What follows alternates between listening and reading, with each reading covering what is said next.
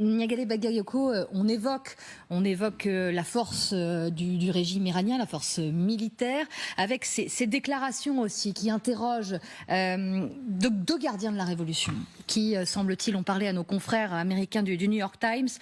Voilà ce qu'ils expliquent, qu'initialement le plan prévoyait de lancer jusqu'à 1000 missiles balistiques sur Israël afin de submerger sa défense.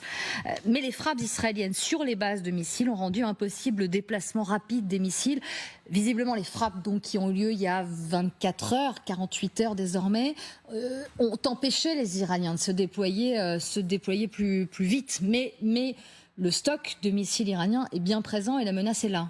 C'est aussi la réalité du moment. Oui, absolument. La menace est là, mais je pense quand même que d'un point de vue militaire, il est évident que le rapport de force pèse plutôt en faveur d'Israël.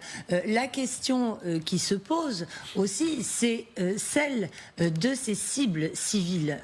Alors le général a indiqué, on ne peut pas établir l'intentionnalité de l'Iran de frapper ou pas côté Israël. En revanche, on sait que côté israélien, il y a une stratégie qui vise à cibler des installations militaires, nucléaires ou des responsables dans ces domaines-là. Preuve en est des responsables, des généraux, des scientifiques aussi. Des scientifiques également. Mais en revanche, d'épargner les civils, parce que la stratégie à long terme est de favoriser le renversement, la chute de ce régime iranien. Il ne faut pas l'oublier.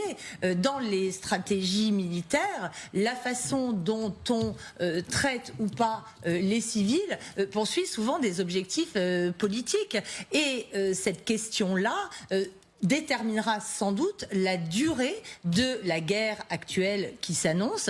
Est-ce qu'il s'agit uniquement de détruire l'arsenal militaire et surtout nucléaire, potentiellement militaire de l'Iran, ou est-ce que plus largement il s'agit de faire tomber le régime en s'alliant l'opinion publique iranienne, c'est important de le dire. Didier Djadi, de ce point de vue-là, en écho à ce que dit Niagaleh, les prochaines heures vont aussi être décisives parce que les autorités israéliennes ont annoncé que de nouvelles attaques sont prévues.